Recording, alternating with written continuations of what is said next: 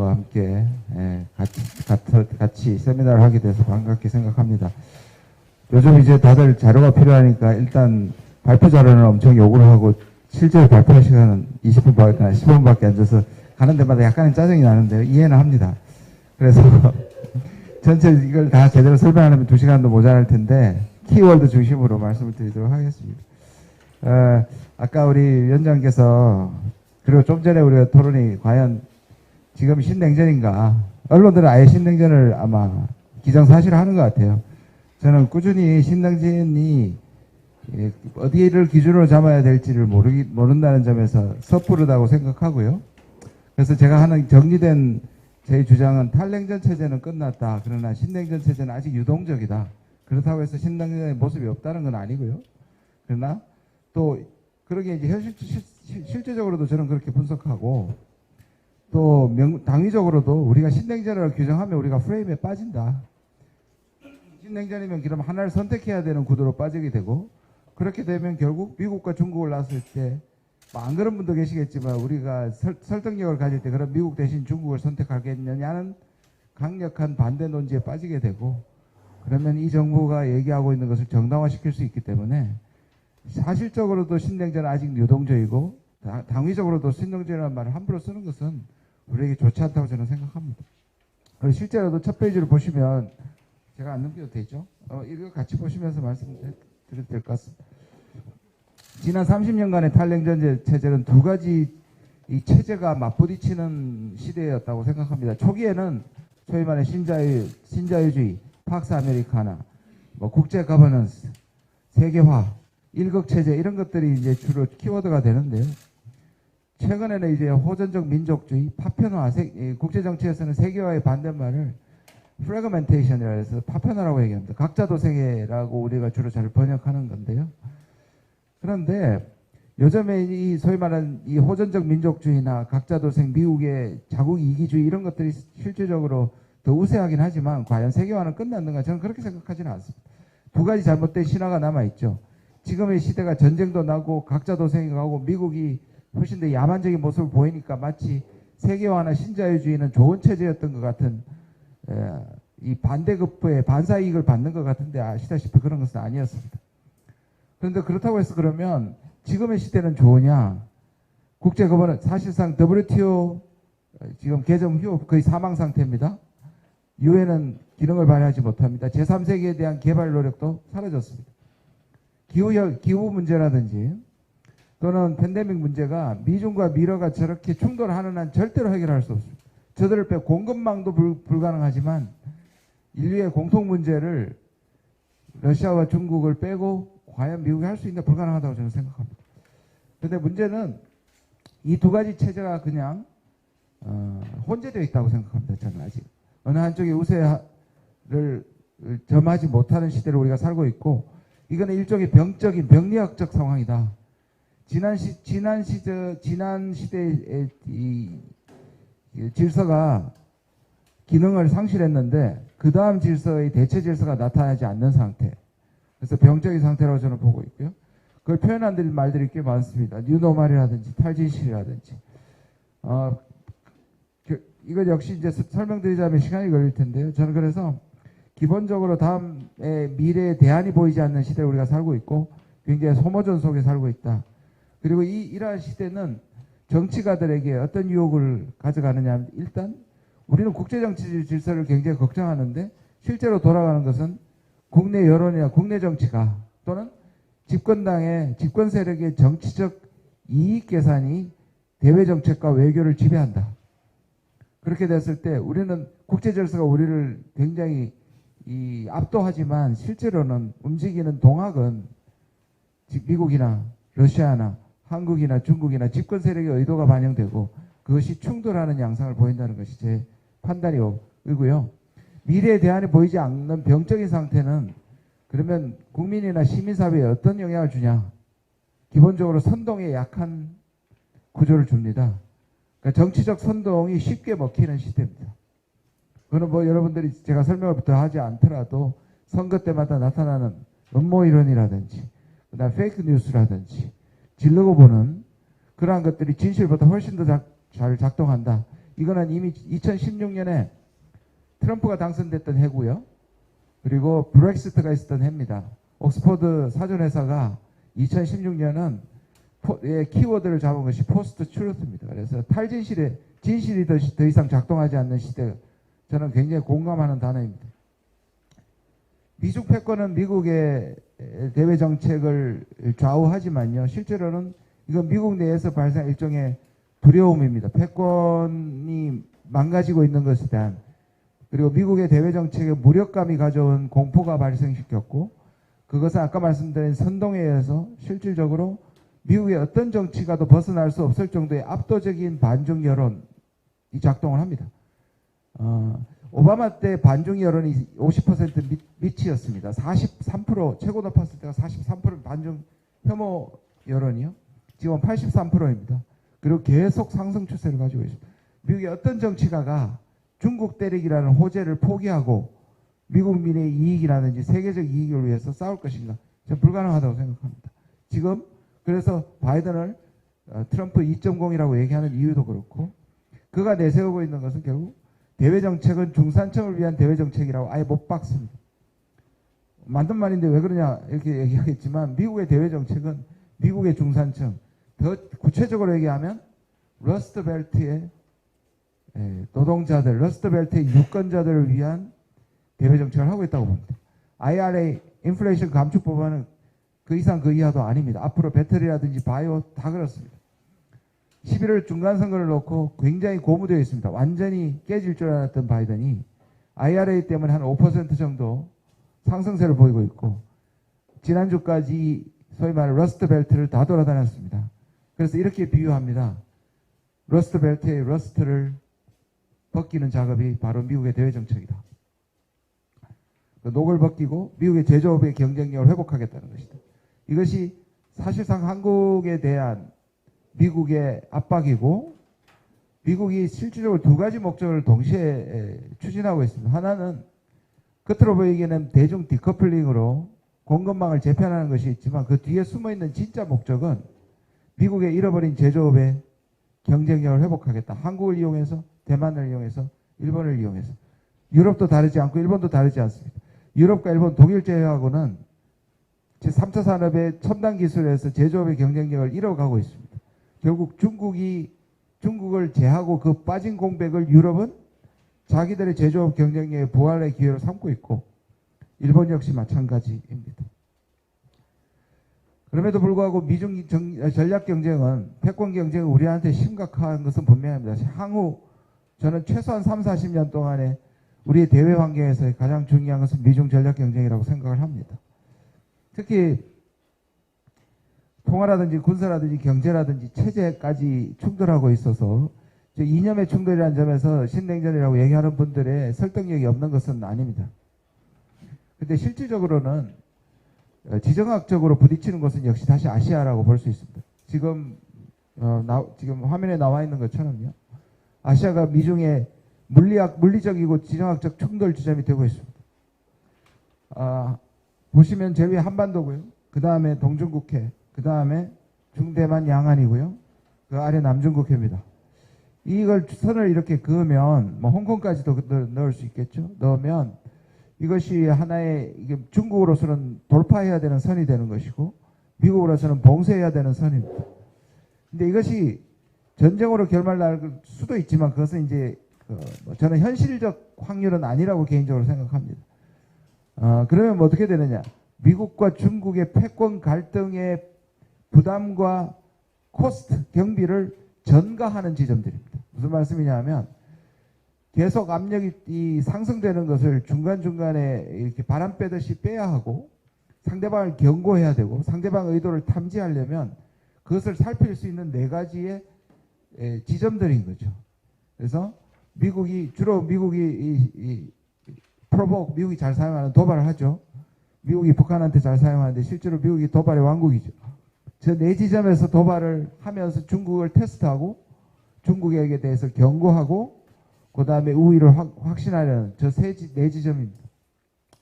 물론 대만이 가장 위험한 것은 누구든지 압니다. 그런데 역설적으로 대만은 활용 가치가 크게 없습니다. 왜냐하면 저기는 끝이라는 것을 다 저기에서 터지면 끝이라는 걸 다 알기 때문에 여지가 별로 없다는 얘기. 그 다음에 동중국해가 남중국해는 역시 위험하긴 하지만 파급 효과가 큰 지점들이 아닙니다. 전략적으로. 결국 한반도가 분단 상황을 극복하지 못했다는 그 천형 때문에라도, 그리고 지금의 남북의 관계를 짐작하면 결국 한반도가 다시 미중의 패권 갈등의 전가대상의 가장 유력한 지역이고, 이런 지점은 우리에게 향후 3, 40년 동안 엄청난 스트레스를 주게 될 것이다. 제가 가끔 요즘 농담처럼 이렇게 얘기합니다.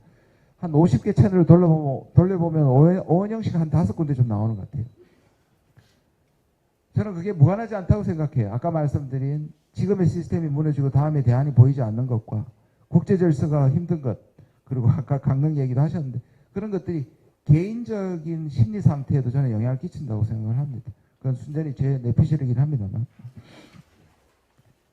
미국의 대외 정책의 핵심 기조를 몇 가지 살펴보도록 하겠습니다. 아까 말씀드린 것처럼 미국의 지금은 사실 오바마 이후로 3가지 키워드가 있습니다. 미국이 변하지 않는 일관되게. 첫 번째, 고립주의입니다. 보시면 아시겠지만 미국이 지상군을 보내지 않습니다. 그 출발점을 가벼운 발자국 외교라고 오바마는 불렀고요.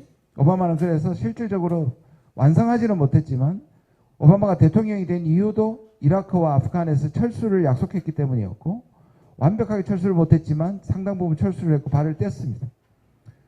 트럼프도 마찬가지고 지금 바이든도 마찬가지입니다. 기본적으로 고립주의, 이 고립주의는 미국의 국가 이기주의로 넘어갑니다. 두 번째, 결국 미국이 세계에 부담을 지지 않겠다는 것이고, 아까 말씀드린, 그러니까 미국이 그러면 세계 책임을 지고 개입하는 것은 선했느냐, 그런 뜻은 아닙니다.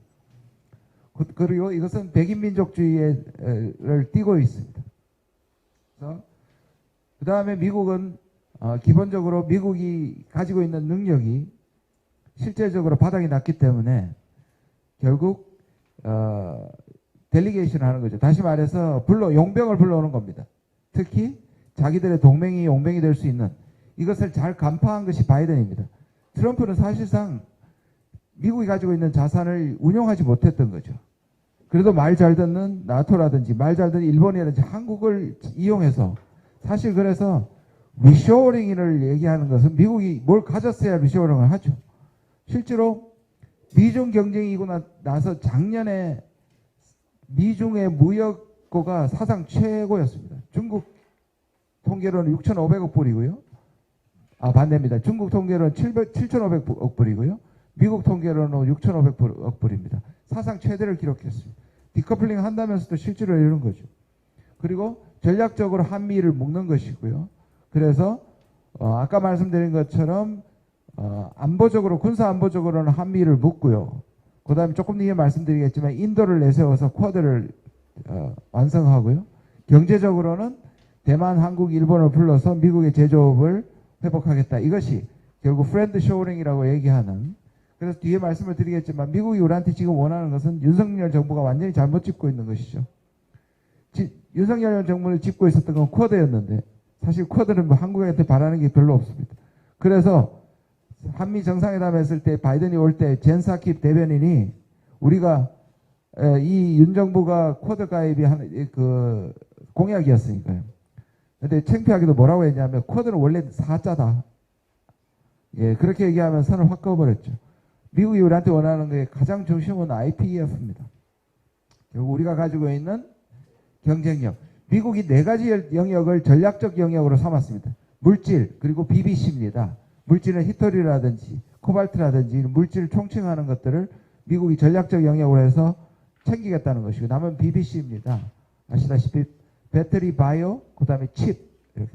근데 공교롭게도 이 3가지는 미국이 보기에 세계적 경쟁력을 가지고 있고, 이것은 중국을 배제하는데 한국의 힘이 없이는 불가능하고, 동시에 미국이 제조업을 빨리 부활시키는 것은 미국에다 공장을 짓는 겁니다.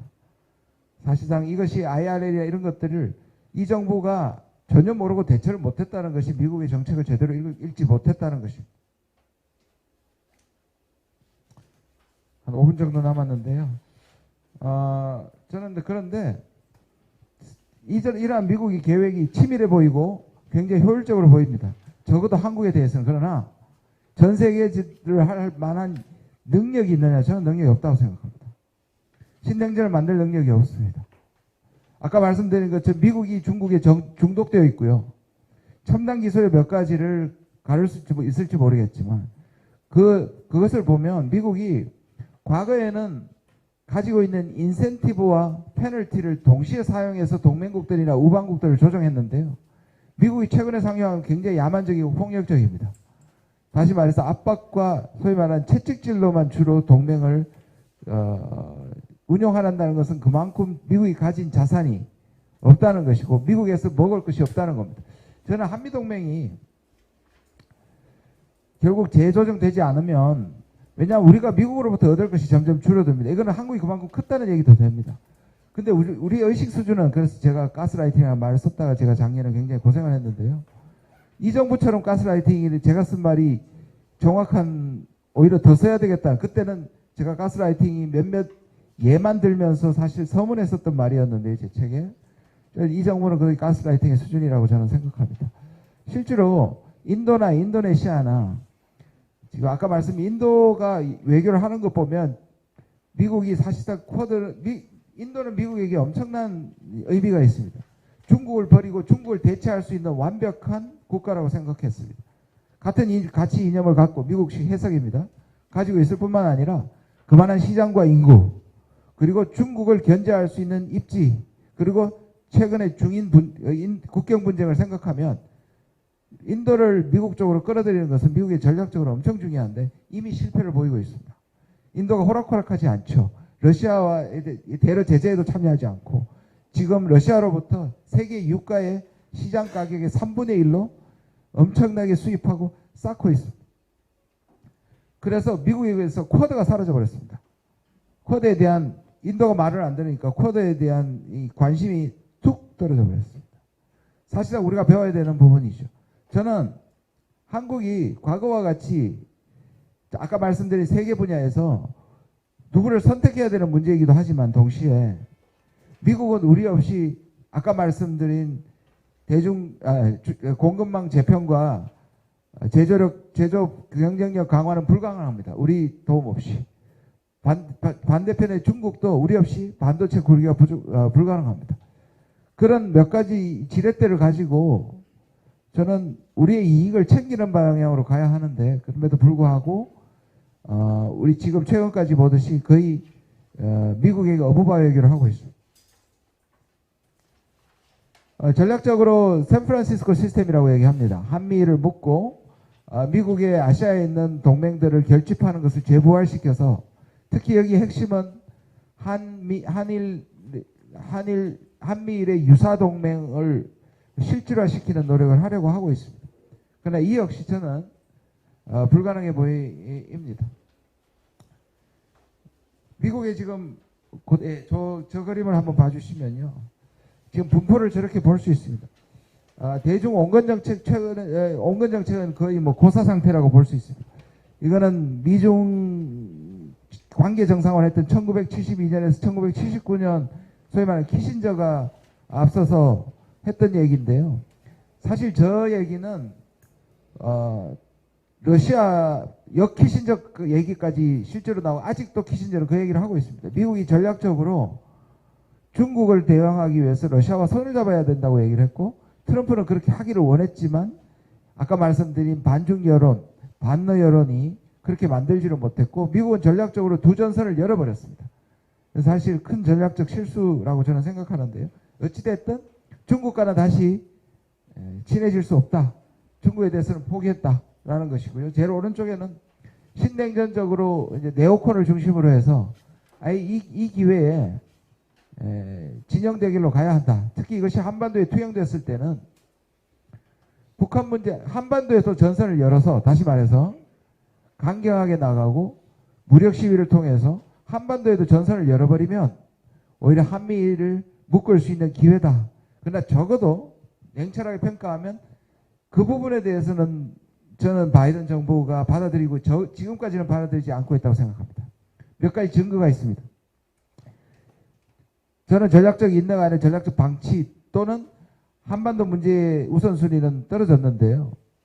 그러나 적어도 북한의 소위 말하는 도발이 나왔을 때도 미국이 생각보다 과격하게 반응하지 않습니다. 모라토리엄 깼을 때도 그렇고요.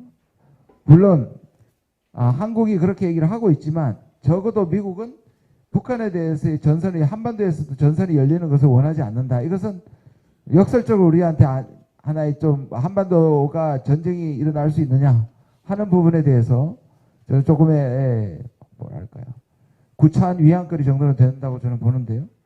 적어도 지금의 이 바이든 정부는 한반도의 현상 유지다. 그리고 한반도에서 뽑아낼 것은 아까 말씀드린 것은 한국으로부터 뽑아낼 것은 결국 경제적 부분이다. 이 부분이 적어도 바이든의 지금의 정부의 일치된 견해라고 생각합니다. 그러나 내부에서 여전히 국방부를 중심으로 반중 인권이나 또는 민주주의 이런 부분에 대해서 강성의 목소리가 나오고 있고요. 국무부나 백악관 역시 이런 부분에서 대북 강경 체계를 요구하는 사람들 분명히 존재합니다.